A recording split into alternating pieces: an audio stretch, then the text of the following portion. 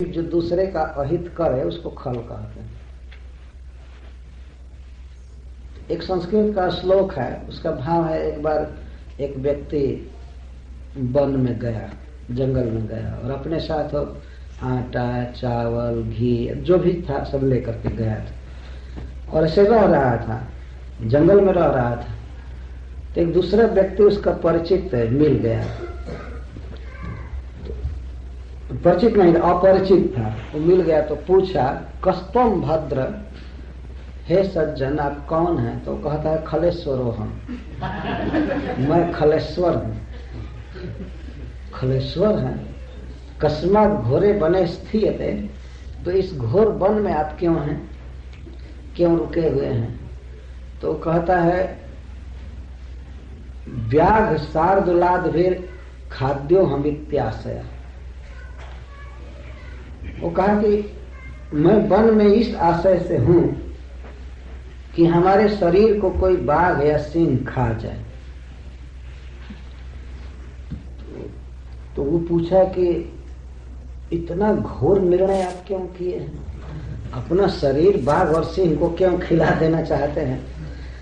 तो वो कहा कि मैं इसलिए अपने शरीर को खिलाना चाहता हूं, मैं चाहता हूं कि हमारे शरीर को खा करके बाघ और सिंह को आदत हो जाए मनुष्य को खाने की। तो जो भी जंगल में आएंगे उनको ये लोग खाया करेंगे। मैंने सुना है कि मनुष्य का मांस बहुत मीठा लगता है बाघ सिंह को, अभी ये लोग खाए नहीं है जंगल में किसी मनुष्य को। तो मैं चाहता हूँ मैं खिला दूं तो उनको चस्का लग जाए और जो भी मनुष्य आएंगे उनको ये खाया करेंगे, इसलिए मेरा निर्णय। तब तो कहा कि हाँ निश्चित खलेश्वर, ठीक है, धन्य है। इस तरह के लोग होते तो खल कि अपना देह नष्ट करके भी दूसरे को नष्ट करने की सोचना। ठीक इससे विपरीत विचार वाले को सज्जनेश्वर कहे, सज्जनों में श्रेष्ठ, कि अपना अहित करके भी दूसरों का हित करते हैं, उनको वास्तव में संत कहते हैं, सज्जन कहते। मतलब अपना समय कुछ बर्बाद हो जाए, अपना पैसा बर्बाद हो जाए, लेकिन उसके चलते दूसरों का हित हो तो वो करने के लिए तैयार है। और खल तो सीधा पिसान ले करके दूसरे का अहित करते, अपना देह दे करके भी दूसरे का अहित करते। ये खल थे, खल था करते। भगवान ने इतना फल बनाया है दुनिया में, सब इसी तरह से लोग रोक रोक करके रखे, किसी को खाने न दें, तो सब धेनुकासुर। आजकल के तो युग में पता नहीं क्या हो गया है, कोई फल का वृक्ष नहीं लगा रहा है। कुछ लगे हुए हैं, वे सारे फल पहले बाजार में चले जाते हैं। इस तरह से फ्री लड़कों को खाने के लिए फल नहीं मिलता है ना? कहीं नहीं खाने को मिलता है। तो आजकल के युग में ऐसा होता जा रहा है कि भगवत भावना का, कृष्ण भावना का ज्ञान बच्चों में बहुत कठिनाई से आ पाएगा। कारण इसका यह है कि लोग प्रकृति में नहीं जी रहे हैं। जो भी वस्तुएं हैं वो कृत्रिम ढंग से मिल रही हैं। जानते हैं, शास्त्र जब भगवत भक्ति का उपदेश करता है तो सबसे पहला उपदेश शास्त्र का यही है, जतो वा इमानि भूतानि जायन्ते। जीव को सोचना चाहिए कि सब कुछ जिनसे उत्पन्न होता है वे हैं प्रभु, वे हैं भगवान। हमारा भी जन्म उनसे हुआ है और हमारे जीवन में जो भी आवश्यक वस्तुएं हैं सब भगवान दे रहे हैं। इसका ज्ञान होना चाहिए, तब जीव भगवान को समर्पण करता है। लेकिन आज के युग में वस्तुएं जो हैं विकृत रूप में आ रही हैं, इनडायरेक्ट में आ रही हैं, इसलिए लोगों को पता नहीं चलता है कि वास्तव में भगवान दे रहे हैं। जो बच्चा कभी गाय दूहते हुए नहीं देखा है, उसको बताया जाए कि ये दूध गाय से आता है तो वो कैसे समझेगा? वो तो कहेगा नहीं, तो स्टोर हाउस से आता है। वो यही कहेगा ना, देखा ही नहीं कि गाय कब दुही जाती है, कहाँ दुही जाती है। कुछ लड़के आगे चलकर प्रश्न करेंगे, क्या दूध गाय से बनता है? करेंगे प्रश्न, अभी भी ये प्रश्न बनने लगा। मैं एक बार वृंदावन से गोवर्धन जा रहा था बस पर, तो हमारे साथ हमारे गुरु भाई बैठे थे, कविचंद महाराज, जापान में प्रचार करते हैं। तो सरसों के पौधों को देख, पीला पीला फूल लगा था, तो महाराज पूछे कि ये क्या चीज है? तो मैं कहा कि मस्टर्ड प्लांट। अच्छा, मस्टर्ड प्लांट। तो पूछे इसका यूज क्या है? मैं कहा कि इसके सीड से, इसके बीज से तेल निकलता है जिसको मस्टर्ड ऑयल कहते हैं। तो वो कहते हैं अच्छा, मस्टर्ड सीड से तेल निकलता है? मैं तो आश्चर्यचकित हो गया। वो तो शहर में रहने वाले व्यक्ति कभी जानते नहीं हैं कि मस्टर्ड के बीज से, सरसों के दानों से तेल निकलता है। और वास्तव में कोई नहीं देखा है, न पेरते हुए देखा, न मशीन देखा पेरने वाले, तो कैसे समझेगा? हम लोग तो सहज समझेंगे। खास करके मैं व्यक्तिगत रूप से कहता हूँ, जो अपने सिर पर सरसों का दाना लेकर के पेराने गया है मिल में और पेरा करके तेल लाया घर पर, तो क्यों नहीं समझ जाएगा? ये दूसरे के लिए कठिन है, बहुत कठिन है। किसी भी वस्तु का एक तो कोई उत्पादन नहीं कर रहा है, उत्पादन नहीं भी किया लेकिन फिर भी मैन्युफैक्चरर लिख करके और मुहर लगा देना, ये दे रहा है। कोई भी चीज पर, इधर तो स्पेशली अमेरिका में कोई भी चीज देखिए तो उस पर मैन्युफैक्चरर का नाम दूसरा लिखा हुआ है, ये लिखा हुआ, वो लिखा हुआ। जैसे इधर देखते हैं ऑरेंज जूस, ऑरेंज जूस तो वृक्ष से बना हुआ है, फल से बना हुआ है, ऑरेंज से बना हुआ है। तो बताना चाहिए किस तरह से धरती से ऑरेंज उत्पन्न होता है और ऑरेंज से रस निकाला गया है। ये सब ज्ञान देने की आवश्यकता है कि वास्तव में सब कुछ भूमि से निकल रहा है और भूमि भगवान की शक्ति है। भगवान कृष्ण ने भूमि बनाया है, तो अंततः कृष्ण हमें जिला रहे हैं, खिला रहे हैं, पिला रहे हैं। लेकिन आजकल जो कुछ भी है सब स्टोर से आ रहा है, जो कुछ भी है, और उस पर आदमी का या कंपनी का नाम लिखा हुआ है। कहीं नहीं लिखा है मैन्युफैक्चर्ड बाय गॉड, किसी पर नहीं लिखा हुआ है ना? तो वो भी लिखा रहता तो आज आगे के बच्चे पढ़ते कि भाई भगवान का बनाया हुआ है, और जबकि सब कुछ भगवान का बनाया हुआ है, कुछ भी आदमी का बनाया हुआ नहीं, केवल रूपांतरण किया हुआ है थोड़ा सा। मूल रूप में कुछ भी बनाया हुआ आदमी का नहीं। हम तो कहते हैं कि यदि एक मच्छर के, मस्कीटो की टांग टूट जाए तो सारी दुनिया के वैज्ञानिक मिलकर एक टांग की मरम्मत नहीं कर सकते। वास्तव में उनसे कहा जाए तुम बाहर कोई सामान मत लो, अपना कुछ बनाओ, तो अपना क्या बनाएगा? अपना वो क्या निकालेगा? क्या बना सकता है? कैसे क्या करेगा? कुछ भी नहीं कर सकता है। सब कुछ भगवान का बनाया हुआ है। तो पहले के युग में ऐसे लोगों को फल खाने को मिलता था फ्री। आज भी भारतवर्ष में कई ऐसे रोड हैं जहाँ जिन रोडों पर आम लगा हुआ है और लड़के गर्मी के दिन में आम खाते रहते हैं। आज भी देखा गया, खास करके मध्य प्रदेश में मैं देखा बहुत से आम अब पकना चालू हुए हैं, लड़के खाते रहते हैं। उत्तर प्रदेश में भी। तो इस तरह से भगवत ज्ञान होने के लिए इस बात को दिखाना आवश्यक है कि जीवन की सारी आवश्यक वस्तुएं भगवान द्वारा दी जा रही है, संपूर्ण रूप से, कोई दूसरा नहीं दे रहा है। तो खल उसको कहते हैं जो भगवान के द्वारा दी हुई वस्तुओं का उपभोग न होने दे और बल्कि अपना जीवन बर्बाद करके दूसरों के दुख की व्यवस्था करे, उसको खल कहते हैं। धेनु के खल था और बहुत बलवान था। फल वहां पर सड़ जाते थे गिर करके, लेकिन किसी को खाने के लिए अनुमति नहीं। कुछ और क्या बात थी, क्यों नहीं खाने देते? बस इतना दिखाने के लिए कि मैं कंट्रोलर हूं, बस। किसी की मजाल नहीं है खा सकते। यदि कंट्रोलर हो, ईश्वर हो, तो पालन करो। जो दूसरा प्रकृति ने दिया है, फल भगवान ने दिया है, तो इसको खाने दो। तो नहीं, खाने नहीं दूंगा। यही हमारी ईश्वरताई है, किसी को खाने नहीं दूंगा। तो आज आ गया असली ईश्वर, अब पता चलेगा। भगवान जब इस जगत में आते हैं तब दिखाते हैं कि मैं ईश्वर हूं, मैं कंट्रोलर हूं, और दंड देते हैं खूब क्रूरता से। ऐसा नहीं है कि भगवान धर्म का प्रचार करने आवे और उनको ही कोई दंड दे दे इस दुनिया में, उनको ही फांसी पर चढ़ा दे, तो भगवान ऐसे आएगा नहीं डर कर।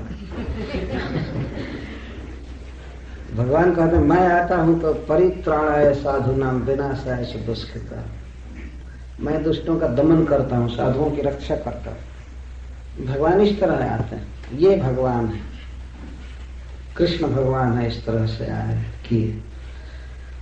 तो आया और श्री बलराम जी के छाती पर दोनों दुलत्ती मारा, पीछे मुड़ कर काश शब्द, काश शब्द का अर्थ रेकना, जैसे गधा रेखते हैं, गधे के बोली को रेकना कहते हैं हिंदी में। वो रेका, बहुत जोर की आवाज किया और पीछे मुड़ करके दुलत्ती मार बलराम जी के छाती में मारा। परिसरत, लेकिन वो लगा नहीं, थोड़ा दूर पड़ गया। वो मारा लेकिन उस चरण लगा नहीं, फिर चला गया दूर। अब देखा कि इस पर लगा नहीं तो उसका क्रोध और बढ़ गया, उसका वार विफल हो गया, प्रहार विफल हो गया, तो इसलिए वो दुखित हुआ। और कुछ दूर जा करके फिर आया, फिर मुड़ करके और बलराम जी पर दोनों लात चलाया। उसके दोनों पैर को श्री बलराम जी पकड़ लिए और एक हाथ से दोनों पैर पकड़ लिए। यह आश्चर्य की बात है, दोनों हाथ नहीं लगाना पड़ा श्री बलराम जी को। देखिए, और देखने में उतने छोटे बच्चे हैं, तो जब ही उसके दोनों चरण निकट आए तो भगवान ने सोचा, श्री बलराम जी ने सोचा कि ठीक है, चरण दे रहा है तो चरण ही लेना चाहिए। ऐसे जो चीज अर्पित कर रहा है उसी को लेना चाहिए। चरण पकड़ लिए उस खल का, गधे का, और चरण पकड़ करके और घुमाए, प्राक्षिपत रूसा घुमा करके और एक ताल वृक्ष के ऊपर मारे जोर से। तृण राजाग्र, तृण को, ताल वृक्ष को वास्तव में वृक्ष नहीं तृण कहा जाता है, तृण राज है यहाँ। तो उसके मस्तक पर मारे जहाँ फल लगा हुआ था, तो उस पर इतना जोर से मारे बलराम जी को, ताल वृक्ष गिरा तो उसके साथ से दूसरा गिरा, तीसरा गिरा, चौथा गिरा, इस तरह से बहुत से ताल वृक्ष गिर गए एक बार के मारने से। इतना जोर से उन्होंने घुमा करके मारा। सतम गृहीत्वा प्रपदोर भ्रामी तैक पाणिना, एक पाणिना है यहाँ लिखा गया, एक हाथ से चरण दोनों पकड़ करके और घुमा करके जोर से मारे। तो ब्राह्मण त्यक्त जीवित हो, तो घुमाने से ही उसका जीवन चला गया था, मर चुका था केवल घुमाने से। और इसके मरे हुए देह को ताल वृक्ष के अग्र भाग पर उन्होंने मारा। तेना हतो महातालो वेप मान बृहच्छिरा पार्श्वस्थम कंपियन भग्न सच्चान्यम सोपिचा पर। इतना जोर से मारा कि बृहद शिखा वाला वह वृक्ष अपने निकट के वृक्ष को गिरा दिया, उसने फिर अपने निकट को गिरा दिया। इस तरह से कई वृक्ष गिर गए, धराशायी हो गए। और उन वृक्षों के गिरने से बहुत बड़ा शब्द हुआ, उसके देह के गिरने से और वृक्षों के गिरने से। तो और जितने भी गधे के रूप में असुर थे सब दौड़े, ये क्या हो गया, इतना घनघोर शब्द क्यों हो रहा है। तो ये सब लोग आने लगे और ठीक उसी तरह से प्रहार करने लगे। तो श्री बलराम जी अब सबका पैर पकड़ पकड़ कर उसी तरह से मारना चालू करते थे ताल वृक्षों पर। एक ही लीला चल रही, पकड़ना, घुमाना, और घुमाने में ही वो मर जाते थे, इसके बाद फेंकते थे। ये है अनंत बलशाली भगवान की लीला। कोई प्रयास नहीं करना पड़ा श्री बलराम जी को। खेल खेल में जैसे वो ढेला फेंक रहे हो वैसे पकड़ पकड़ करके मारते गए। ब्रज में भगवान कभी भी अस्त्र शस्त्र नहीं लिए, मथुरा जब गए तो प्रथम बार हाथी का दांत लिए, वो भी हाथी को मार करके दोनों भाई हाथी दांत लिए थे। ब्रज में कभी भी कोई अस्त्र शस्त्र धारण नहीं थे। किसी को तमाचा मार देते थे, किसी को घुमा करके मार दिए, किसी के मुंह में हाथ डाल दिए, जैसे केसी दानव के मुख में हाथ डाल दिए। अघासुर के पेट में जाकर के बढ़ गए, बकासुर की चोंच फाड़ दिए, उसके कंठ में जलने लगे, किसी को पैर से उलाड़ दिए सकटासुर को, किसी को ओठों से मार दिए जैसे पुतना को। कोई अस्त्र शस्त्र धारण नहीं किए। ये भगवान की भगवत्ता है। तो इस तरह से जैसे महावातेरिता लगा कि जैसे महाआंधी उठ गई हो, इस तरह से वृक्ष गिर गए बहुत से, और बहुत जोर के शब्द हुए। तो इस पर सुखदेव गोस्वामी आश्चर्यचकित हो रहे हैं। ओहो, यह अद्भुत लीला है श्री बलराम जी की। तब सुखदेव गोस्वामी कहते हैं, नैतत् चित्रम भगवती यनन्ते जगदीश्वरे, जो जगत के वास्तविक ईश्वर हैं, कंट्रोलर हैं और 6 ऐश्वर्यों से परिपूर्ण हैं, ऐसे भगवान बलराम जी के लिए कोई विचित्र बात नहीं, कोई आश्चर्य नहीं। ओतप प्रोतम इदम जस्मी तंतु स्वंग जथा पट, ये सारा जगत श्री बलराम जी में ओतप प्रोत है, उसी तरह से जैसे वस्त्र के सूक्ष्म डोरे एक महान वस्त्र से बंधे हुए होते हैं। जैसे आप लोग देखते हैं बितान, टेंट, तो कुछ ऐसी रस्सियां होती हैं जिन पर वो सारा टिका होता है, मोटी मोटी रस्सियां बीच में होती हैं। तो श्री बलराम जी इस तरह से सारा जगत उन पर टिका हुआ है। सारे जगत की सृष्टि करते हैं, प्रलय करते हैं, पालन करते हैं। तो जो इस तरह जगत का पालन करता है, प्रलय करता है, उसके लिए गधा को इस तरह से मारना कौन बड़ी बात है? तो कोई बहुत बड़ी बात नहीं है। आश्चर्य मत कीजिए। कथा सुन करके परीक्षित महाराज आश्चर्य कर रहे थे, तो कहते ये आश्चर्य नहीं है उनके लिए, तो खेल है। तथा कृष्णम च रामम च ज्ञातो धनिकस्य कुष्ठारो भेद्रवन सर्वे सनद्धा हतबान। तो और जो उसके बचे हुए बंधु थे वे सब गधा के रूप में आए।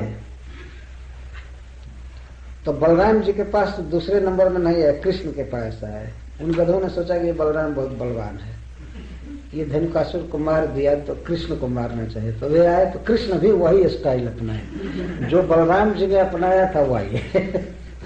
और छोटे छोटे गधे भी आए, वे भगवान के सखाओं पर चलाए दुलाती। तो वे लोग भी बलराम जी का स्टाइल अपनाए। सभी वे सब गधा के रूप में आते थे और दुलती मारते थे। तो भगवान के पक्ष के सभी लोग चरण पकड़ पकड़ कर और वही घुमा घुमा करके मारने लगे। यह बहुत लीला हुई। प्राय सभी सखाओं ने 1-2 गधा मारा, सबने मिल करके इस तरह से। उधर से वे लोग धनुकासुर की नकल करते थे। ऐसे गधों का स्वभाव भी होता है, उसी तरह से चलाते हैं दुलत। और इधर से भगवान श्री कृष्ण लीला किए, बलराम जी लीला किए, और भी जितने सखा थे सब लीला किए। तांस ताना पत्ता कृष्ण रामश्च लीलया गृहित पश्चात चरण प्राहिणोत तृणराजस। और कोई भी व्यक्ति, कोई सखा कृष्ण या बलराम कोई भी गधा को मारता था तो नीचे नहीं फेंकता था, ताल के वृक्षों पर ही सब फेंकते थे। मतलब उसको गिराना चाहते थे, फल गिराना चाहते थे। बच्चे कोई ढेला मारते हैं आम गिराने के लिए, वृक्ष में से आम गिराने के लिए कुछ मारते हैं, तो ऐसे मरे हुए गधों से ताल फल गिराते थे, ऐसे मार करते। सभी यही लीला किए। लेकिन एक बार गिरने के बाद दोबारा किसी गधे को नहीं उठाते थे। इतनी अधिक संख्या में गधे थे कि बारी बारी से आते थे, पकड़ पकड़ कर घुमा घुमा कर ऐसे फेंकते थे, घुमा घुमा कर फेंकते थे। तो सैकड़ों सखा थे और सैकड़ों गधा थे, इस तरह से आए।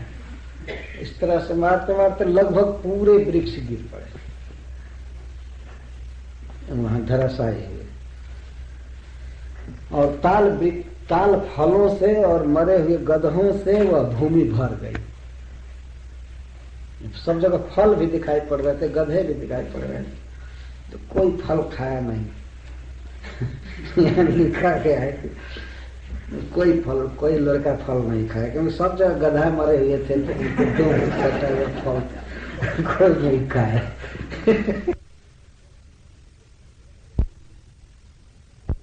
यह भूमि और मरे हुए गधों के देह से भरी हुई है भूमि और ताल वृक्षों के अग्रभाग से भरी हुई और भूमि ऐसी लगती थी जैसे बादलों से घिरा हुआ नभस्तलम आकाश।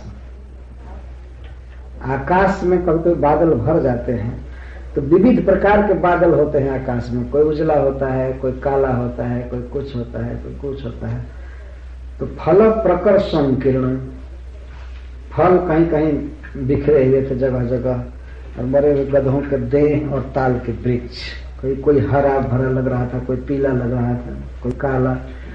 तो जैसे आकाश सुंदर लगता है कई प्रकार के बादलों से, मेघों से, इस तरह से वह ताल वन सुशोभित हो रहा था। तयोस्तत् सुमहत कर्म निशम्य विविधादय मुमुचु पुष्प वर्षाए चक्रुर्वाद्यानि तुष्टु।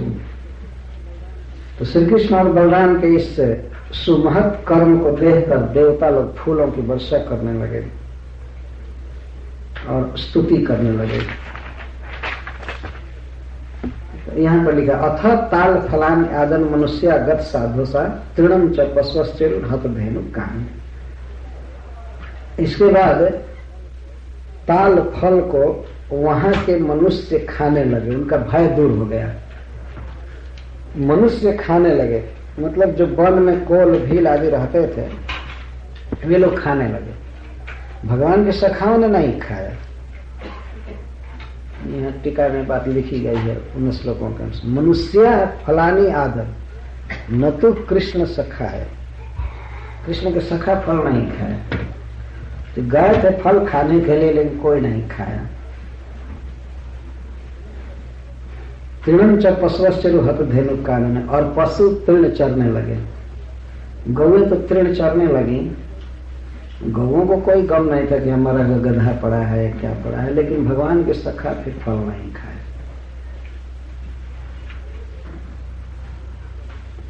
मनुष्य शब्द का प्रयोग है।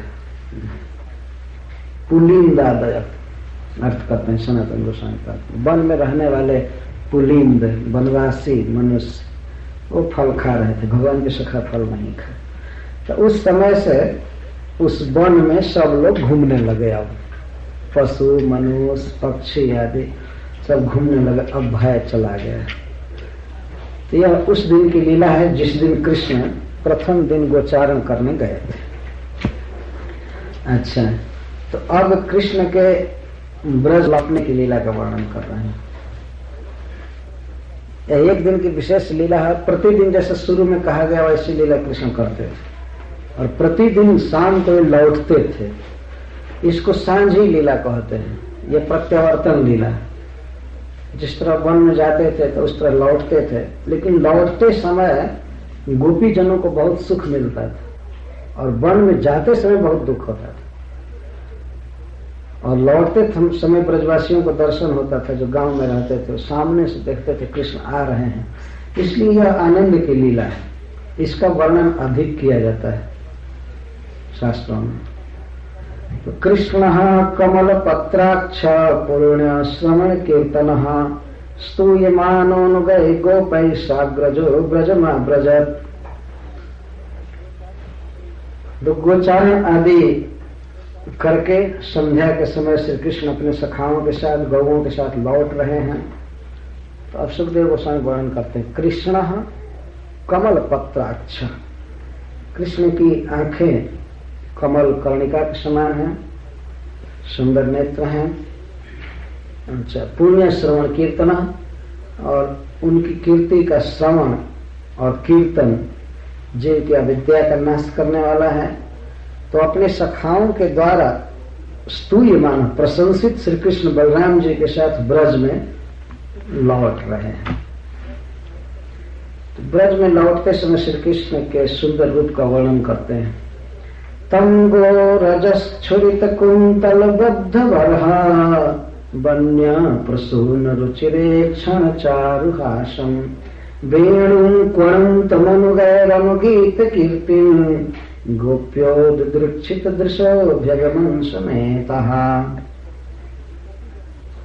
श्री गोपी जनों के सौभाग्य का वर्णन करते हुए इस लीला का वर्णन कर रहे हैं। तम गो रजस छुरित कुंतल बद्ध वर।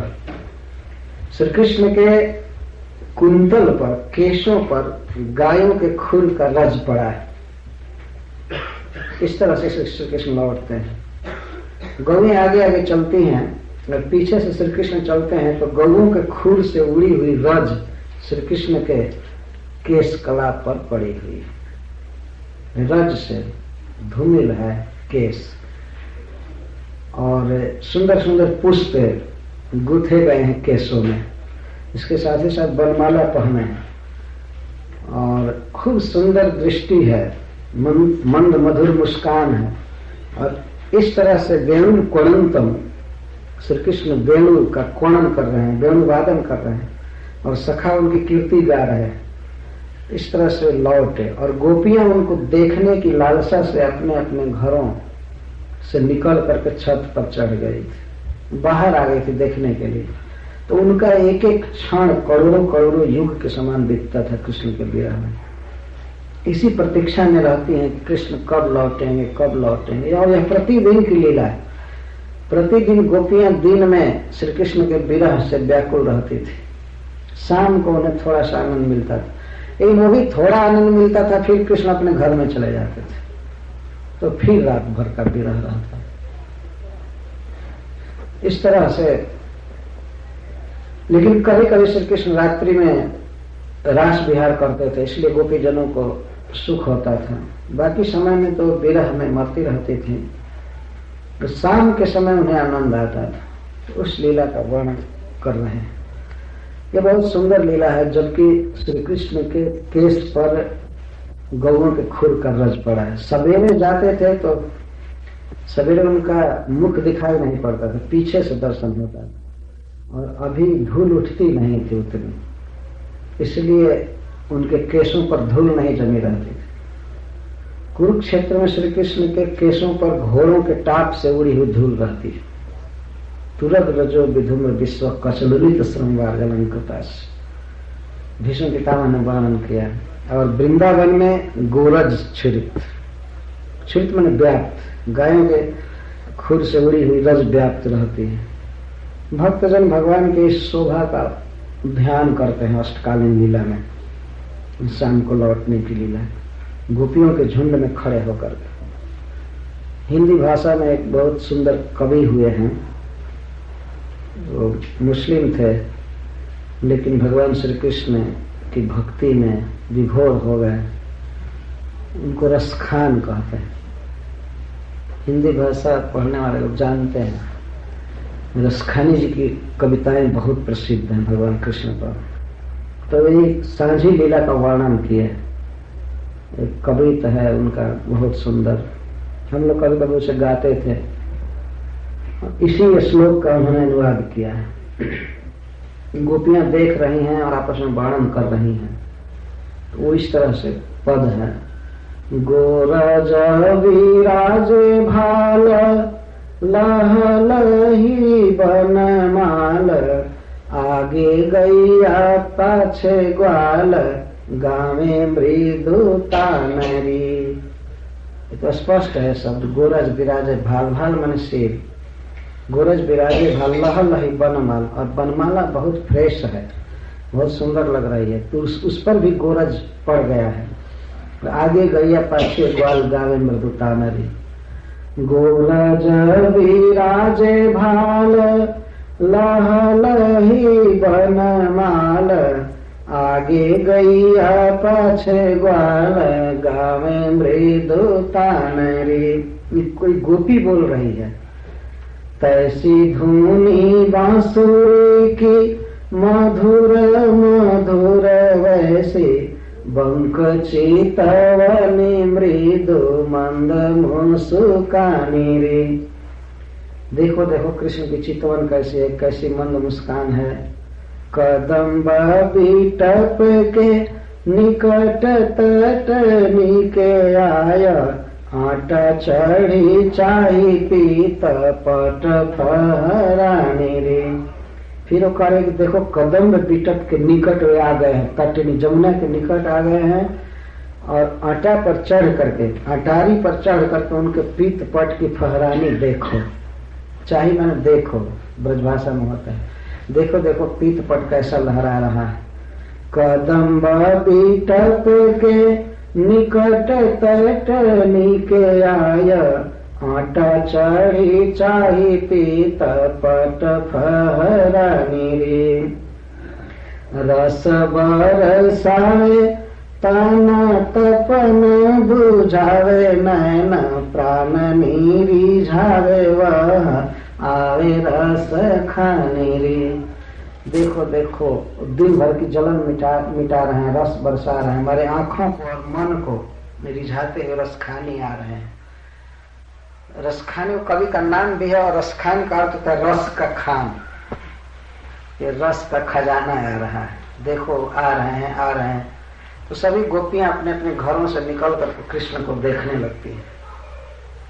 तो इसको संध्या लीला कहते हैं। इस समय श्री कृष्ण जो मंद मुस्काते हैं तो उनके मन को अतिशय हर्षित करती है यह मुस्कान।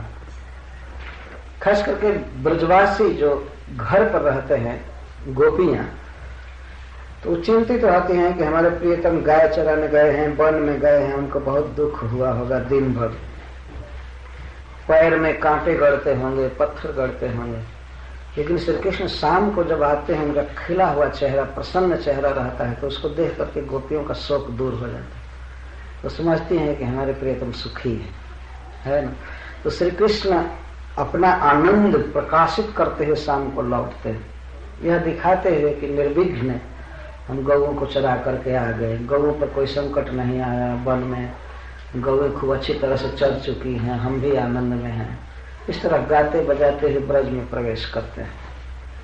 और कई ऐसे पशु भी होते हैं जो ब्रज में रहते हैं, गांव में रहते हैं, वन में नहीं जाते हैं, तो उनको हर्षित करते हैं बांसुरी बजा बजा करके, वो सुनते हैं कृष्ण आ गए। नहीं तो सबको चिंता रहती है कि वन में गए हैं, पता नहीं क्या होगा, बहुत शोक में दिन बीतता है। गोपियां तो यहाँ तक कहती हैं कि चलसी जद ब्रजाचारयन् पशुन नलिन सुंदरम नाथ ते पदम शिल तृणांकुरैः सीदतीति नः कलिलता मनः कांत गच्छति। हे कांत, हे प्रियतम, दिन के समय में जब आप गौएं चराने के लिए जाते हैं तो उस समय हमारे हृदय में इतनी पीड़ा होती है कि आपके कमल जैसे सुकोमल चरणों में कांटे चुभते होंगे, पत्थर लगते होंगे। उस समय हमारा मन बेहोश हो जाता है। ये तो रात्रि का समय है, आप रात में कहाँ कहाँ वन में भटक रहे हैं, जल्दी प्रकट हो जाइए, जल्दी आ जाइए। गोपी गीत में गा रही हैं गोपीजन। रासलीला में जब श्री कृष्ण अंतर्हित हो गए तो कहती हैं जब दिन में हमें इतना शोक होता है तो ये तो रात्रि का समय है, आप कहाँ कहाँ भटक रहे हैं, आप जंगल में मत रहिए, आप प्रकट हो जाइए, आप आ जाइए जमुना के पुलिन पर, आप क्यों दुख भोग रहे हैं। इसी को वास्तव में प्रेम कहते हैं। प्रकट रूप से श्री गोपी जनों का कृष्ण से कोई संबंध नहीं था।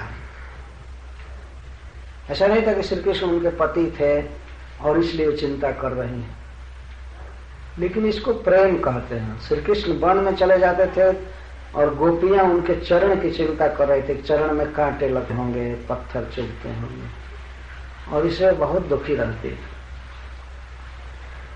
इसी को कहते हैं वास्तव में प्रेम, भक्ति। जहाँ प्रेम होता है वहां अनिष्ट की आशंका रहती है। अनिष्टाशंकिनी बंधु हृदयानी, कालिदास महाकवि ने अपने ग्रंथ में लिखा है कि बंधुओं का हृदय अनिष्ट की आशंका से भरा रहता है। आप कभी देखे होंगे कोई व्यक्ति किसी को छोड़ने जाता है कहीं ट्रेन पर या वाहन पर, तो वो कहता है पहुंचते ही फोन करना, कुछ लिखना, तुम ठीक से पहुंच गए।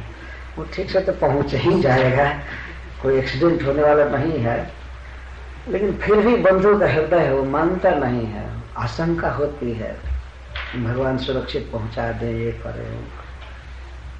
तो गोपियां इस तरह से जब ही श्री कृष्ण वन में जाते थे उसी समय से आशंका भर जाती थी, पता नहीं क्या होगा। और दूसरे कारण एक और था कि श्री कृष्ण पर अनेक संकट आते थे। कोई असुर आया तो कुछ हुआ, ये हुआ। उस दिन से सबको बहुत भारी शंका हो गई थी। जिस दिन बिना आंधी के 2 वृक्ष गिर गए, गिराया था कृष्ण ने, लेकिन कोई इस बात को नहीं माना। कुछ बच्चे खेल रहे थे, उन्होंने कहा कि कृष्ण जब खींचा उखल को तो उसी से दोनों वृक्ष गिरे। तो ब्रज के लोगों ने उन्हें डांट करके मना कर दिया, अरे चुप रहो। एक हरीश्वरी जी कवि है, वो कहते हैं देखो सत्य बोलने वाले को लोग डांट रहे थे। बच्चे कह रहे थे कि इसने जब खींचा उसी समय वृक्ष उखड़े।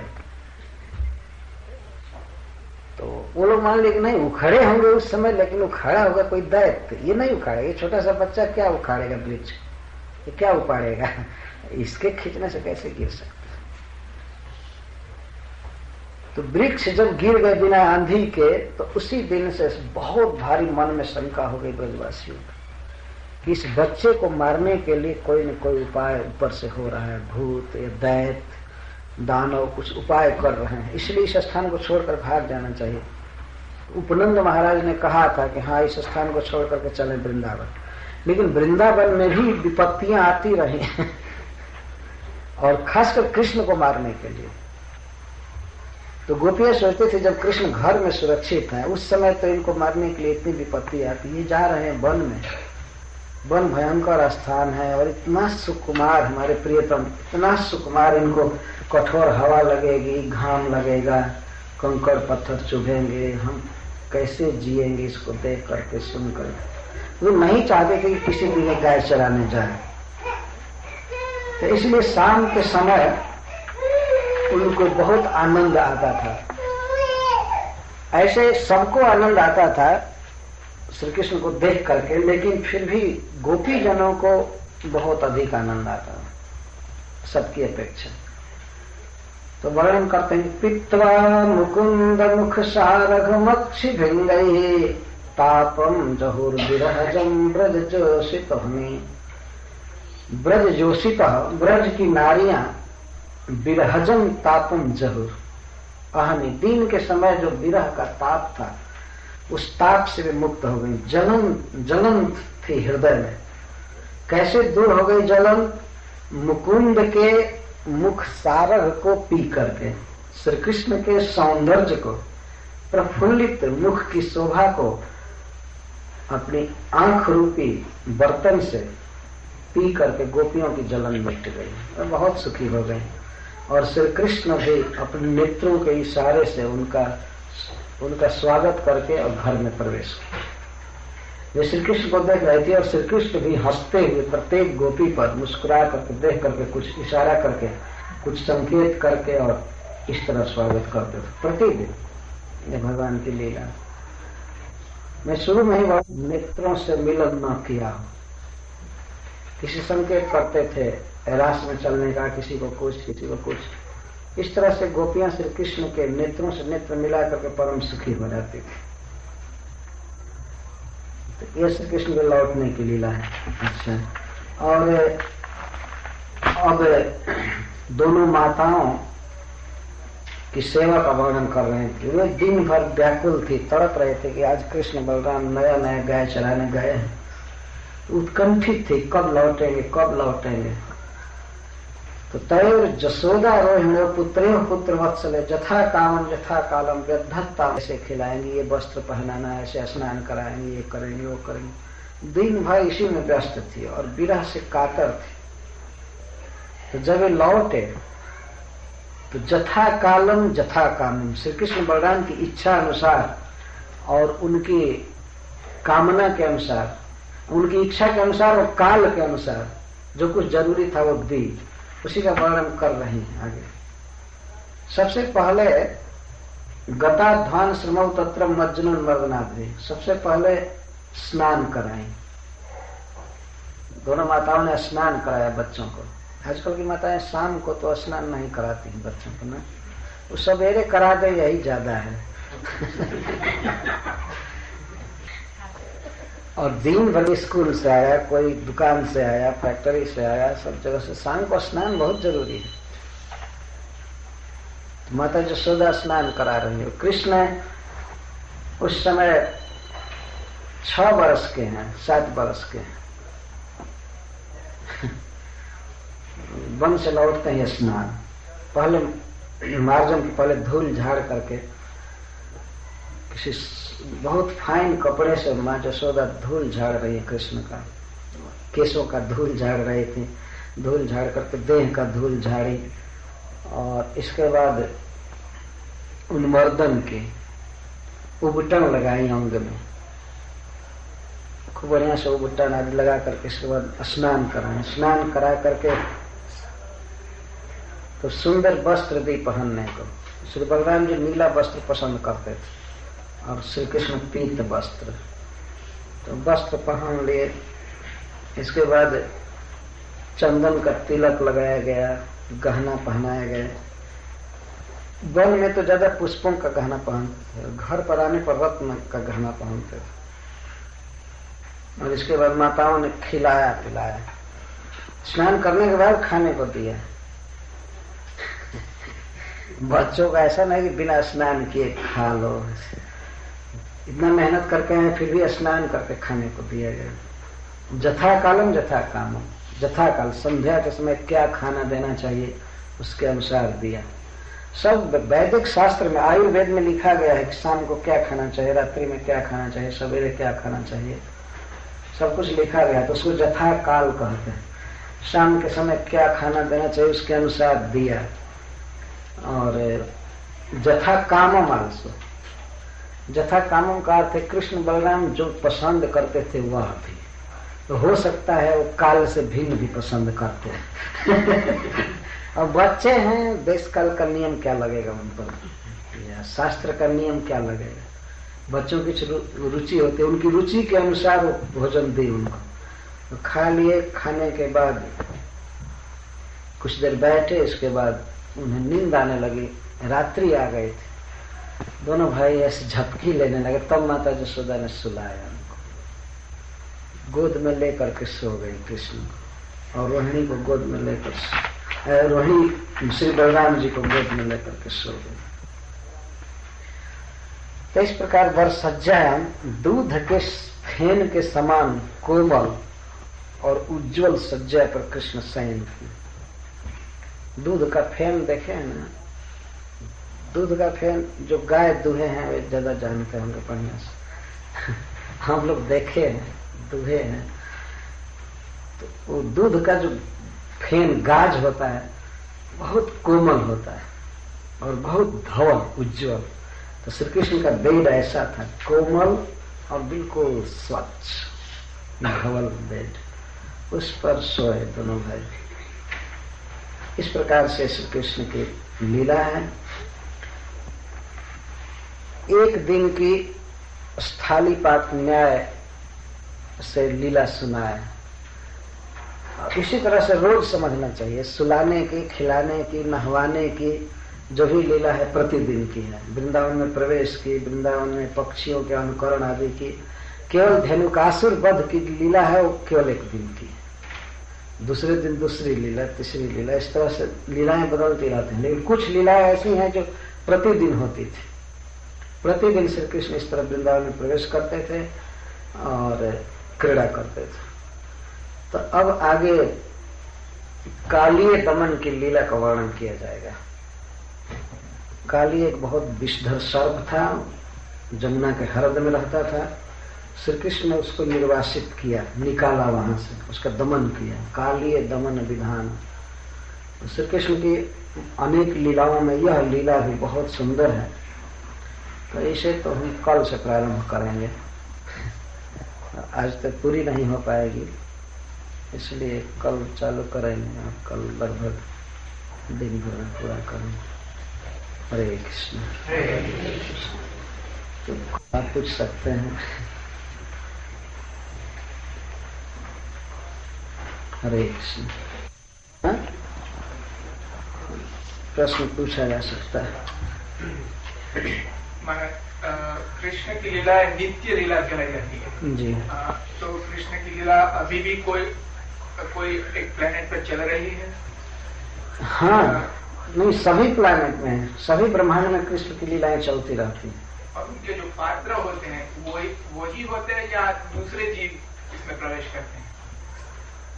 नहीं, प्राय वही होते हैं और कुछ जीव जाते रहते हैं नित्य लीला में साधन करके, लेकिन बहुत कम ऐसे होते हैं, प्राय वही रहते हैं। ऐसे प्रवेश होता है जिसे नित्य लीला प्रवेश कहते हैं, नित्य लीला प्रवेश से प्रभुपाद जी के लिए बोला जाता है, और भी उच्च कोटि के वैष्णव जो है उनके लिए बोला जाता है, लेकिन ऐसे बहुत कम प्रवेश करते हैं।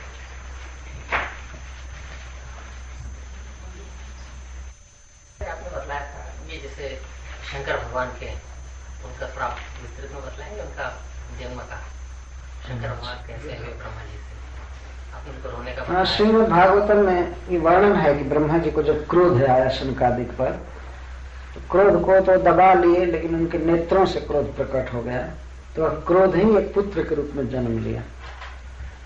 तो वो रो रहा था, तो ब्रह्मा जी ने उसका नाम रखा रुद्र। तो वही रुद्र शिव जी हैं जो इस समय सृष्टि के, यद्यपि पद में भक्ति में ब्रह्मा जी से बढ़ करते हैं, लेकिन नाता में वे ब्रह्मा जी के पुत्र। जैसे आज कोई है, हो सकता है कि उसके पिताजी डॉक्टर न हो, लेकिन वो पढ़ लिख कर डॉक्टर हो जाए, लेकिन कुछ भी हो जाए तो पुत्र ही है। इस तरह ब्रह्मा जी के पुत्र हैं शिव जी। यही भागवत में लिखा गया है और सब जगह उनको कहा भी गया है, विरिंच बैरिंच सुरेंद्र बंदितम। विरिंच ब्रह्मा जी को कहते हैं और बैरिंच मतलब विरिंच का पुत्र शिव जी को कहा गया। यही सब जगह क्रम बताया गया है श्रीमद् भागवत में। ब्रह्मा जी का सभी आदर करते हैं। कई बार श्रीमद् भागवत में वर्णन है, भगवान शिव ने प्रणाम किया ब्रह्मा जी को, कई बार वर्णन किया गया।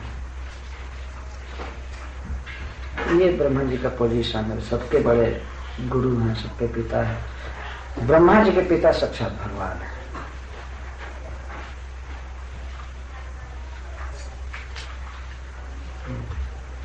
महाराज, भगवान जब आते हैं विभिन्न कल्प में, क्योंकि एक ही किस्म की लीला करते हैं, जो लीला हम जानते हैं वही को दोहराते हैं? नहीं, भगवान के जैसे सौंदर्य की लीला है, अपने परिकरों के साथ जो लीला है वो तो वही करते हैं, लेकिन असुर वध आदि जो लीला है वो भिन्न भिन्न कल्प में भिन्न भिन्न होता है, भिन्न भिन्न प्रकार का होता है, एक नहीं होता है। जैसे कोई जरूरी नहीं कि हर एक कल्प में कंस होगा या हर एक कल्प में पूतना होगी, ये होगा, ये जरूरी नहीं। लेकिन श्री कृष्ण का बांसुरी वादन, नृत्य गीत आदि तो जम करते होगा, रास बिहार आदि। अपने परिकरों को लेकर भगवान इस जगत में आते हैं दिखाने के लिए जीवों को कि देखो हमारे साथ रहने वाले अन्य जीव कितने सुखी हैं, तुम भी चाहो तो मुझसे प्रेम करके, मुझे समर्पण करके मेरी नित्य लीला में शामिल हो सकते हैं। तो अपना सुख बताने के लिए भगवान आते हैं इस जगत में। लेकिन असुर संहार आदि की जो लीला है भगवान की, वो तो हर एक कल्प में भिन्न भिन्न होती है, बदल जाती है। तो उस युग में कोई बदमाश होते हैं तो उनको भगवान मारते हैं। तो हर एक युग में एक ही व्यक्ति आवे ऐसी बात नहीं। क्यों? क्योंकि वे मुक्त हो जाते हैं भगवान के मारने से, भगवान के धाम में चले जाते हैं। तो फिर दुष्टता करने के लिए तो यहाँ आएंगे नहीं, बदल जाती है लीला। भगवान से लड़ने के लिए भी तो उन्हीं के कुछ परिवार। हाँ, कभी कभी तो अलग अलग कल्पों में भी वही आते हैं, या जैसे कंस नहीं, जैसे कंस था तो भगवान की लीला से नहीं आया था, वो कालनेमी नाम का असुर था जिसको देवासुर संग्राम भगवान ने मारा था। वो ऐसा भगवान की लीला से आने वालों में हिरण्यकश्यप था, हिरण्याक्ष था, शिशुपाल और दंतवक्त्र, बाकी लोग सब यहीं के थे। उन लोगों के लिए तो स्पेशल बात थी, वो आए थे यहाँ पर भगवान की लीला में सहयोग देने के लिए। और इसीलिए उनके भी सृष्टि ने नारद जी से पूछा राजकीय सभा में, कैसे आए, क्यों आए, कैसे आए। अन्य लोगों के लिए तो नहीं कहा गया, अन्य लोग तो यहीं के थे, मारे गए, अब भगवान के धाम में चले गए, ऐसा वर्णन आता है।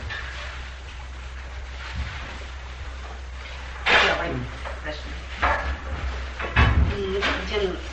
छोटी सी पूछी थी, क्या नारद जी यही ब्रह्मांड में घूमते हैं ना कि सारे सृष्टि के सारे ब्रह्मांड में घूमते हैं, कृष्ण कथा प्रचार करते हैं?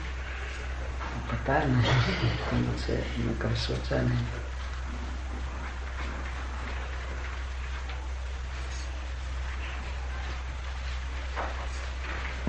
तो मैं कुछ कह नहीं सकता, क्योंकि मैं कोई इस विषय पर सोचा ही नहीं और कुछ इस तरह का पढ़ा भी नहीं।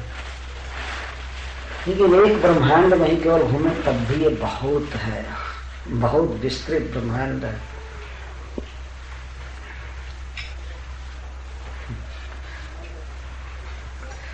और हो सकता है कि वे दूसरे रूप से दूसरे ब्रह्मांड में होंगे, लेकिन एक ब्रह्मांड में एक ब्रह्मा रहते हैं, एक शिव जी रहते हैं, एक इंद्र रहते हैं। तो इस तरह से प्रचारक नारद भी दूसरे होंगे दूसरे ब्रह्मांड में। तो कोई जरूर नहीं कि एक व्यक्ति ही दूसरे ब्रह्मांड में भी घूमेगा। शंकर भगवान अलग अलग ब्रह्मांड में अलग अलग? जी हाँ, अलग अलग है। किसी किसी समय स्वयं भगवान ही शिव जी के रूप में होते हैं, किसी किसी समय में किसी विशिष्ट व्यक्ति को नियुक्त किया जाता है। सदाशिव और शिव में क्या फर्क है? हाँ, वही फर्क है जो मैं पहले बताया।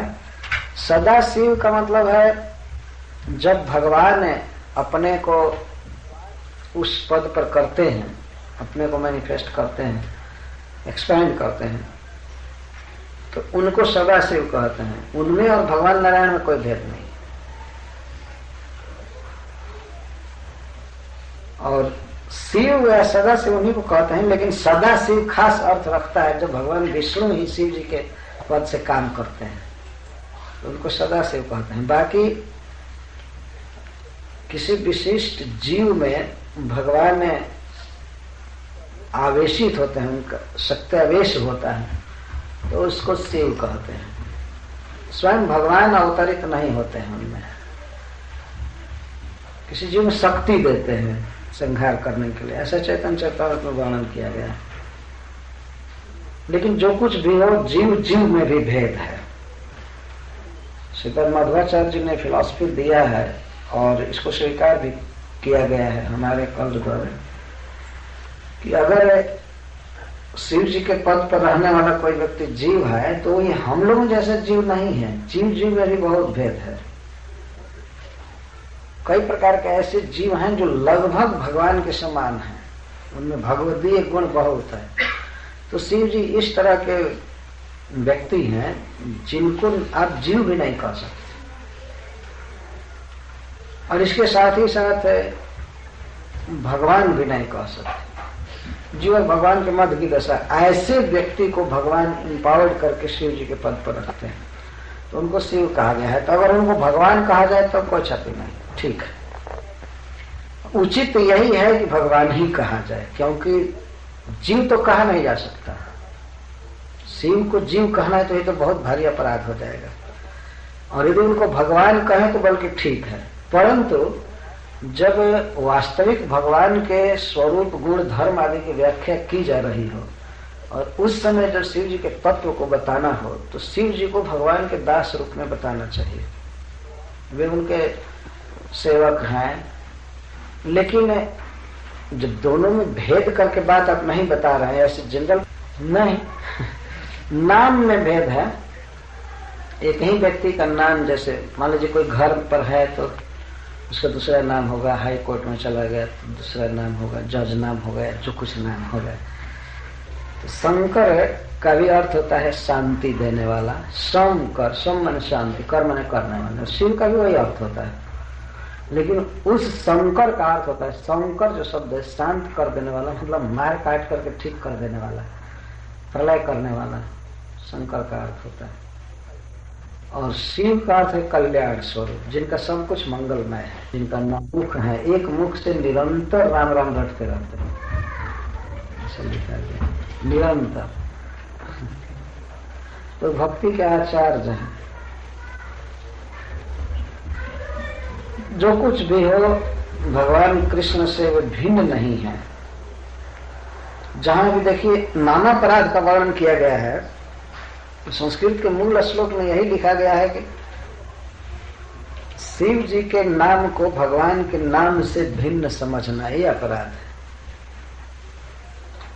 इस तरह का मूल श्लोक श्रील प्रभुपाद जी ने अनुवाद में इसको स्पष्ट किया है।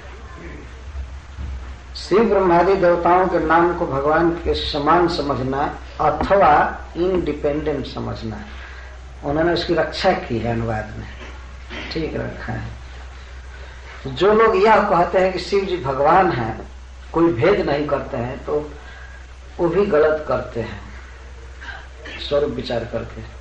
और जो लोग ये कह देते हैं कि ये भगवान नहीं है, ये जीव हैं, तो वो भी अपराध करते हैं।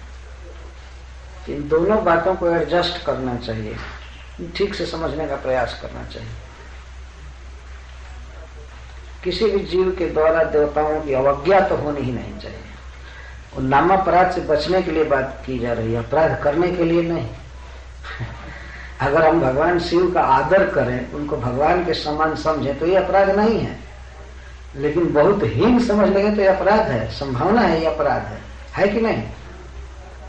तो अपराध से हमारे नाम जब का प्रभाव नलिफाई हो सकता है, इसलिए अपराध नहीं करना चाहिए। अपराध से बचने के लिए नाम अपराध है, लिखा गया है, न कि करने के लिए। भगवान शंकर की भक्ति करने से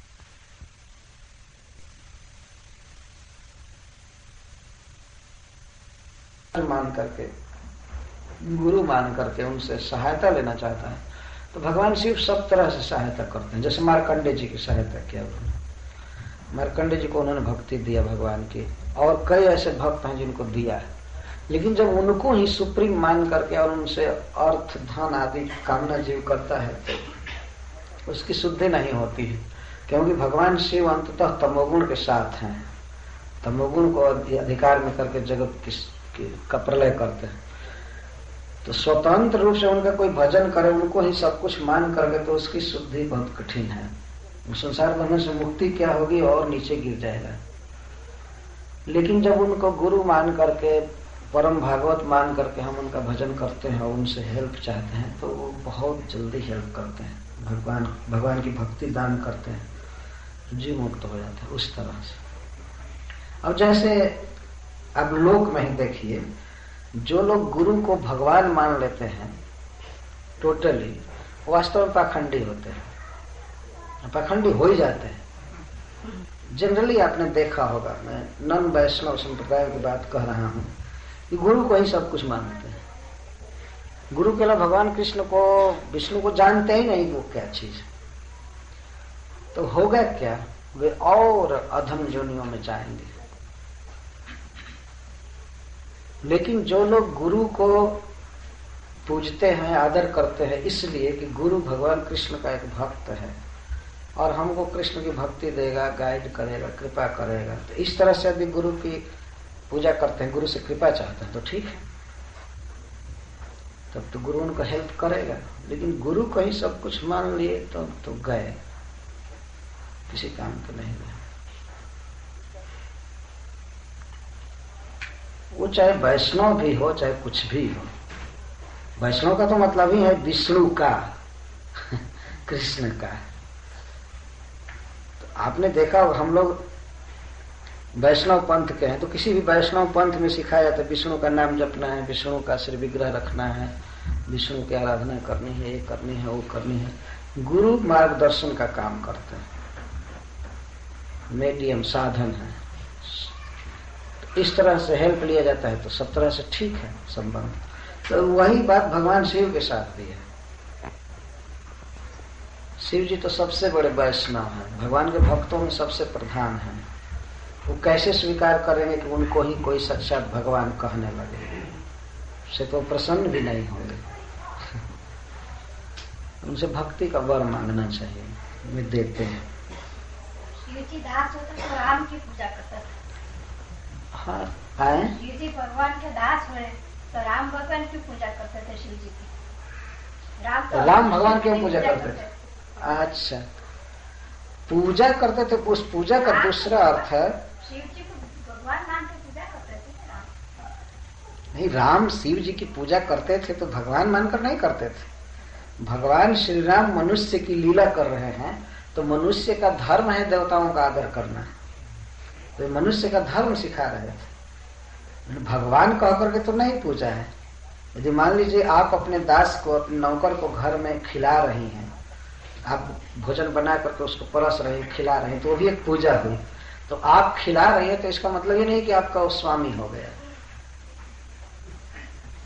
आप अपने बच्चे को लेकर के कंधे पर मान लीजिए खिला रही है, गोद में खिला रही है, सिर पर रखी है, इसका मतलब नहीं कि बच्चा ही माँ हो गया। बच्चा बच्चा है। शिव जी का आदर करना एक कर्तव्य है, मनुष्य को करना चाहिए। उसकी शिक्षा देने के लिए भगवान राम वैसा आचरण कर रहे हैं। अपनी आचार्य धर्म जीवे सिखाया। शिव जी की पूजा की तो उन्होंने सिखाया कि इस तरह से भगवान शिव का आदर करना चाहिए, पूजा करनी चाहिए। उस सिखाने में ऐसा नहीं समझना चाहिए कि ओ श्री राम जो है उनके दास हो गए। भगवान सिखाते हैं इस तरह आचरण करते। वो तो भगवान श्री राम की छोड़ दीजिए, भगवान कृष्ण तक पूजा किए, शिव जी की पूजा किए हैं, दुर्गा जी की पूजा किए हैं। ये मनुष्यों को इस तरह से गाइड करने के लिए सिखाया जाता है। लेकिन भगवान श्री कृष्ण अधिकतर भगवान विष्णु की पूजा किए हैं, ये सिखाने के लिए कि सबको वैष्णव होना चाहिए, भगवान की आराधना करनी चाहिए। परंतु ये स्वयं भगवान है। विष्णु भगवान तो इनके एक विलास है, अंश है। लेकिन श्री कृष्ण स्वयं में आचरण करते हैं। गीता में खुद ही कहे हैं कि यदि मैं इस तरह का आचरण न करूं, कर्म न करूं, तो मैं ही जनता का नाश करने वाला बन जाऊंगा। हमारे देखा देखी सब लोग कर्म नहीं करेंगे, इसलिए मैं कर्म करता हूं। तो कर्म में देवताओं का आदर करना सिखाना, इस तरह की बोलना बहुत जरूरी है। अरे यहाँ देवता की बात छोड़ दीजिए, लोग तो लीडरों का आदर करते हैं। 2-4 वर्ष के लिए लीडर हो गए, कोई मंत्री हो गए तो उसकी जय जयकार करते हैं। देवताओं का क्यों नहीं करेंगे? है कि नहीं? वो तो भगवान के प्रिय भक्त हैं और बड़े बड़े पद पर हैं। और ऐसा नहीं है कि उनको इलेक्शन से बनाया गया है या हम हटा देंगे रंज होकर के। अभी वर्षा हो रही है, ये कौन मंत्रिमंडल कर रहा है वर्षा? बताइए। ये कोई सरकार कर रही है, लेकिन एक देवता है जो कर रहा है, उसके हाथ में है, वो है इंद्र। भगवान ने उनको अधिकार दिया है। लेकिन जब भगवान मनुष्य बनकर आते हैं, लीला करते हैं खास करके मनुष्य की, तो मनुष्य के द्वारा देवताओं का इस तरह आदर होना चाहिए, माता पिता का ऐसे आदर होना चाहिए, गुरु का ऐसे आदर होना चाहिए, जनता का इस तरह पालन करना चाहिए। भगवान इस तरह सिखाते हैं। तो सिखाने का मतलब ये नहीं कि वो वही हो गए। वो तो भगवान शिव की पूजा किए, भगवान श्री रामचंद्र माता कौशल्या के गर्भ से जन्म भी लिए। तो इससे क्या कहा जाएगा कि वास्तव में कौशल्या ने उनको जन्म दिया, उसके पहले वे नहीं थे, जीव हो गए या जीव हो गए? ऐसी तो बात है ना। वो प्रकट होते हैं। जैसे पूर्व दिशा को माँ बना करके सूर्य प्रकट होता है, सूर्य प्रकट हो रहा है, पूर्व दिशा ने जन्म नहीं दिया वास्तव में। तो इसी तरह से भगवान देवताओं की पूजा करे, आदर करे, उससे वो छोटे नहीं हो जाएंगे। जैसे भीष्म पितामह कहते हैं कि भगवान श्री कृष्ण यदि अर्जुन का सारथी बनते हैं, युधिष्ठिर महाराज का दूत बनते हैं, तो इसका मतलब ये नहीं कि उनसे छोटे हो गए। जब ही जरूरत पड़ी तब ही अर्जुन कह दिए, शिष्यस्ते हम साधि माम त्वाम प्रपन्न, मैं आपका शिष्य हूँ, मुझे सिखाइए। ओ क्या हो गया? सखा कह रहे हैं कि मैं शिष्य। क्योंकि कृष्ण वास्तव में वो सारथी बनकर रहे, चाहे कुछ भी बनकर रहे, कृष्ण कृष्ण है। तो उसी तरह से कृष्ण यदि शिव जी की पूजा कर रहे हैं, फिर भी कृष्ण कृष्ण है, शिव जी उनके दास हैं। किसी खास पर्पस को सिखाने के लिए जगत में भगवान ऐसा करते हैं। तो भगवान श्री राम जरूर है शिव जी की पूजा किए हैं, मनुष्यों को एक शिक्षा देने के लिए। ऐसा नहीं कि ये पुजारी हैं और वे पूज्य हैं भगवान के लिए। हाँ, यीशु कृष्ण को पश्चिमी लोग भगवान मानते हैं। किनको? पश्चिमी लोग, वेस्टर्न पीपल। किनको? अच्छा, हाँ हाँ हाँ। Now, he was killed जिसको मार डाला तो क्रॉस के ऊपर, वो ऐसे कैसे हो रहा है? वास्तव में उन्होंने तो अपने श्रीमुख से कहा है कि मैं भगवान का पुत्र हूं। शायद उन्होंने कभी ऐसा नहीं कहा होगा कि मैं स्वयं भगवान हूं। मानने वाले क्यों मानने लगते हैं, बहुत का कहना कठिन, क्यों मानने लगते हैं। उनकी बात तक नहीं मानते हैं। वो कहते हैं कि दाऊ साहब नोट किल, और वो लोग किलिंग के अलावा कुछ जानते नहीं है, गाय मार करके खाते। तो प्रकट है कि वे उनकी आज्ञा नहीं मानते हैं। जब उनकी बात उनको समझ में नहीं आए तो वे कैसे समझ में आ जाएंगे उनको। तो उनकी बात नहीं माने और उनको कहते हैं कि आप ही भगवान हैं। तो ये तो प्रकट है कि ऐसा कहने वाले लोग कोई उचित बात नहीं कहते। भगवान का भक्त होना और भगवान होना दोनों में भेद है। हम लोग प्रभुपाद जी को मानते हैं। प्रभुपाद जी भगवान श्री कृष्ण की भक्ति सिखाने वाले हैं, कृष्ण के प्रिय दास हैं, लेकिन हम लोग ये नहीं कहते हैं कि वे कृष्ण हैं, है ना। और न प्रभुपाद जी ने कभी ऐसा कहा। साक्षात हरित्वेन समस्त शास्त्र रुक्तस् तथा भाव्यते एव सभ्य। सभी शास्त्र कहते हैं और सभी साधु भी ऐसा ही मानते हैं कि गुरु साक्षात हरि है, किंतु प्रभोर्य प्रिय तस्य। किंतु सभी साधु और सभी शास्त्र अंत में यही फाइनल देते हैं कि नहीं नहीं, वो तो कृष्ण का प्रिय है, वो कृष्ण नहीं। इस तरह से कहते हैं, किंतु प्रभोर्य प्रिय एवं, तो प्रभु का प्रिय है, प्रभु नहीं है। ऐसे गुरु के चरण कमलों की मैं वंदना कर रहा हूं। किंतु शब्द जो है वो शास्त्रों का, साधुओं के वक्तव्य का विरोध नहीं कर रहा है। उसका भाव यह है कि जो शास्त्र और जो साधु कहते हैं कि गुरु साक्षात हरि है, वही साधु और वही शास्त्र फाइनली कहते हैं कि नहीं, वो तो प्रभु के प्रिय दास। ऐसे गुरु के चरणों की मैं वंदना करता हूं। तो क्राइस्ट वास्तव में भगवान के प्रिय दास हैं, भगवान के प्रिय पुत्र हैं, और उनको कह करके कि यही भगवान है। पता नहीं इसके पीछे लोगों का क्या अभिप्राय है। हम तो इस विषय में पढ़े भी नहीं, बहुत सुने भी नहीं, लेकिन जहां तक थोड़ा सुने हैं प्रभुपाद जी के मुख से और कुछ पढ़े हैं, तो उसके अनुसार तो यही है कि वे प्रभु के दास हैं, प्रभु नहीं। आज सुबह आप कह रहे थे कि डिवोटी भक्त को लाइक हम लोग चांटिंग करते हैं और भागवत गीता श्रीमद् भागवत पढ़ने से कृष्ण को आनंद मिलता है जी। और मंदिर आना चाहिए सिर्फ उनकी दर्शन के लिए, पर वो भी हमें देख सके कि हम आए हमें। पर आजकल काफी लोग यही करते हैं कि हम लोग चांटिंग नहीं करते, किताबें नहीं पढ़ते, पर लोगों की सेवा करते हैं और उसी में भगवान को आनंद मिलता है। और मंदिर क्यों आए? क्योंकि भगवान हमारे मन में ही है, घर पे मंदिर है। तो उन लोगों को क्या कहेंगे, क्या? वो तो ठीक है, अगर किसी जीव के दुख को मिटाना चाहते हैं तो उनकी भावना ठीक है, परंतु ये समझने का प्रयास करना चाहिए कि रियली जीव के दुख का मूल क्या है। कृष्ण भूलि से ही जीव अनादि बहिर्मुख, अतएव माया तारे दे संसार दुख है। जीव के दुख का मूल कारण है भगवान का स्मरण नहीं होना।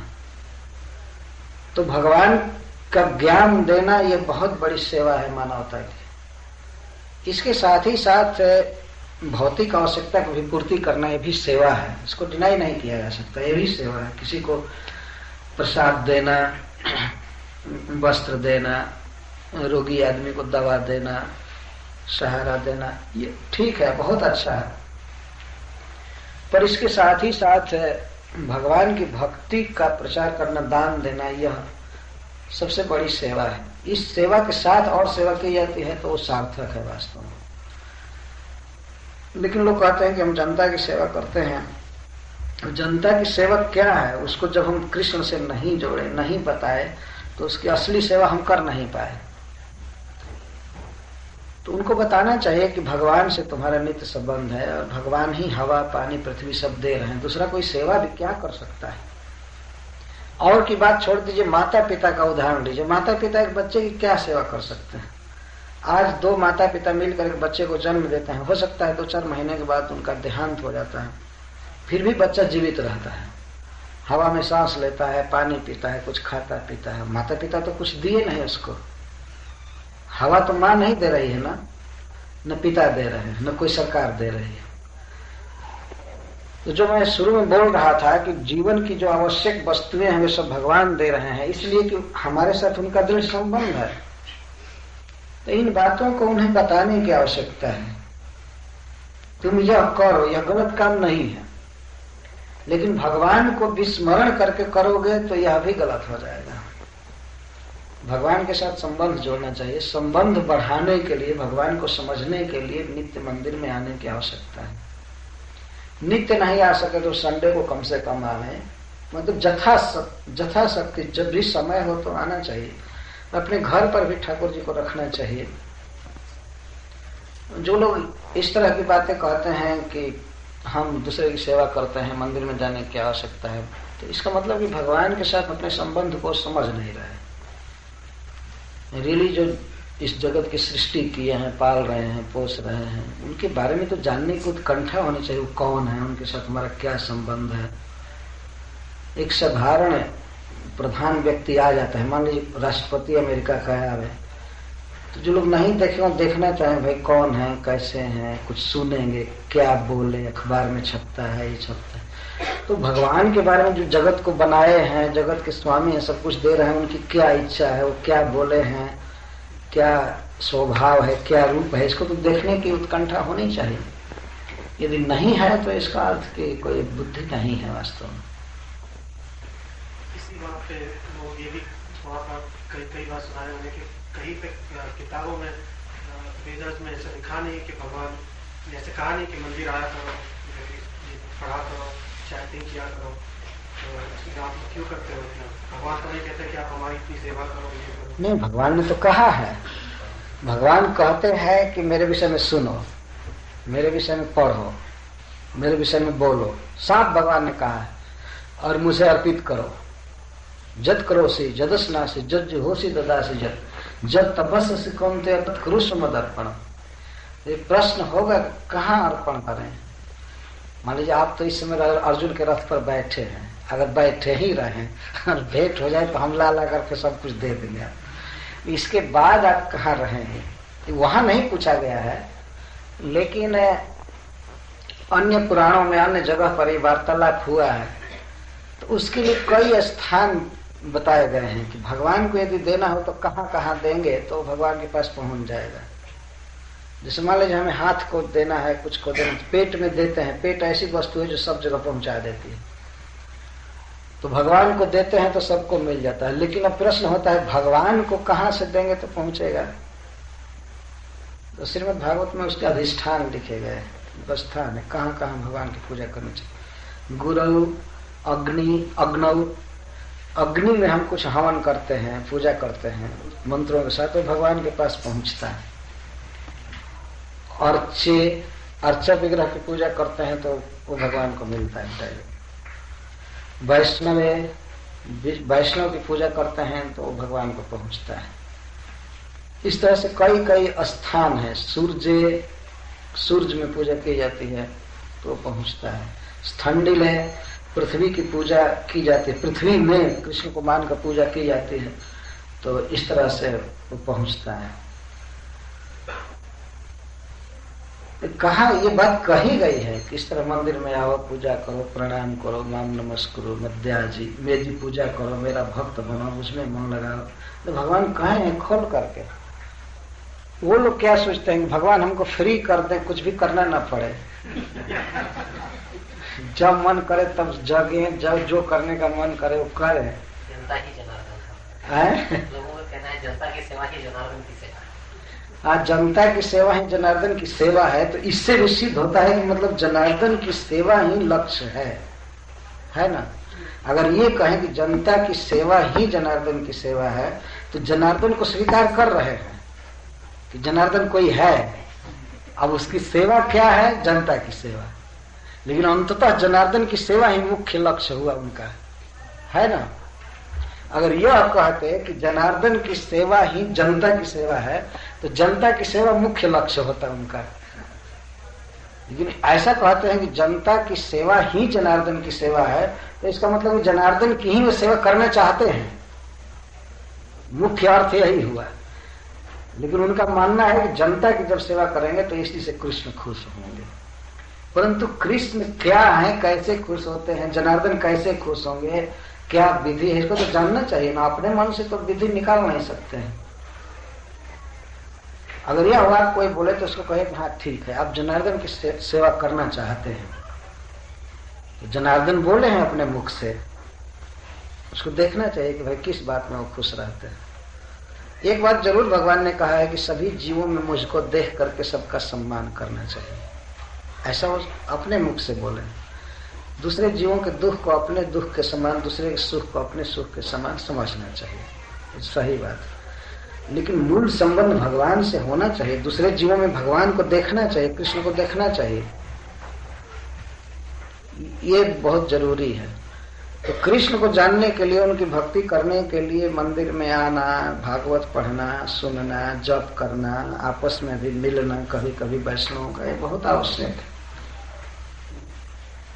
कभी कभी महीने में, सप्ताह में या 6 महीने पर ऐसा सम्मेलन करना चाहिए जिससे केवल भगवान की बात हो, भगवान के लिए मीटिंग हो रही है। जैसे जन्माष्टमी आती है, गौर पूर्णिमा आता है, और सब। तो असल में जो लोग केवल जीव सेवा की बात करते हैं वो भगवत सेवा को टालने का प्रयास करते हैं कि टाल दे, वो समझते नहीं है संबंध वास्तव में। ये तो जीव सेवा, तो हम लोग भी तो वास्तव में जीव सेवा ही कर रहे हैं। भगवान की सेवा क्या हम कर पाएंगे?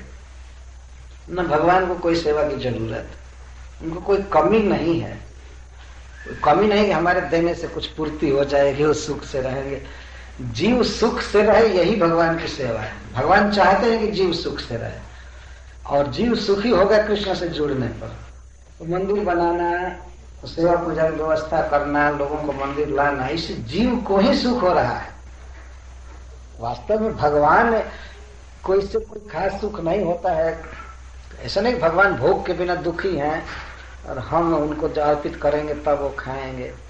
वो लक्ष्मीपति हैं, उनको वास्तव में कोई आवश्यकता नहीं, लेकिन जीव उनको अर्पण करने का एक अवसर पाता है तो उससे जीव को सुख होता है।